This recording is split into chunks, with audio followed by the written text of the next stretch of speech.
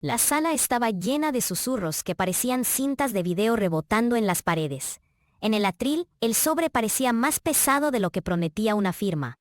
Me pidieron que firmara para ser testigo, como si mi palabra fuera un sello que arreglaba piezas que nadie sabía si encajaban.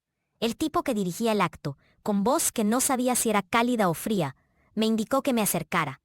Cuando sentí el golpe del papel entre mis dedos, la presión de la tinta, supe que lo imposible acababa de ocurrir: abrir el sobre y encontrarte a ti mismo, pero no en el recuerdo, sino en la forma de la prueba. El sobre tenía menos sigilo que el silencio de la sala. Con la mirada clavada en mí, me pidieron que leyera la hoja que decía ser mi confesión. La hoja estaba escrita con mi caligrafía. Mis trazos, mi inclinación, la manera en que cruzo la T en dos remates que dejo pasar. Pero las palabras no eran mías. Admitían hechos que nunca ocurrieron. Firmas de un yo que no sabía haber existido. Fechas que no correspondían con nada de mi memoria. Lugares que no figuraban en mi mapa interno. Sentí en la garganta un sabor metálico, y la lengua parecía estar hecha de vidrio. Cada palabra era un espejo roto que devolvía mi cara descompuesta. Mi respiración se aceleró. El papel parecía susurrar mi nombre, como si alguien hubiera buscado mi voz en el interior de mi propia firma. ¿Qué clase de truco era este? ¿Cómo podían forjar algo que sabía que yo no había dicho, que no había ocurrido, que de hecho no tenía por qué existir?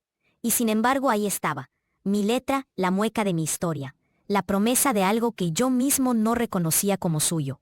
El giro llegó en un minuto que pareció estirarse hasta el final de una habitación.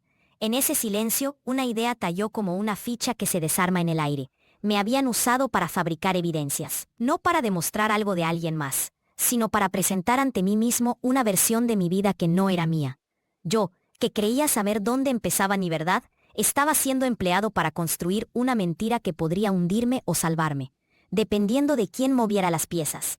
Y el sobre, que parecía prometer verdad, era en realidad una trampa para mi memoria.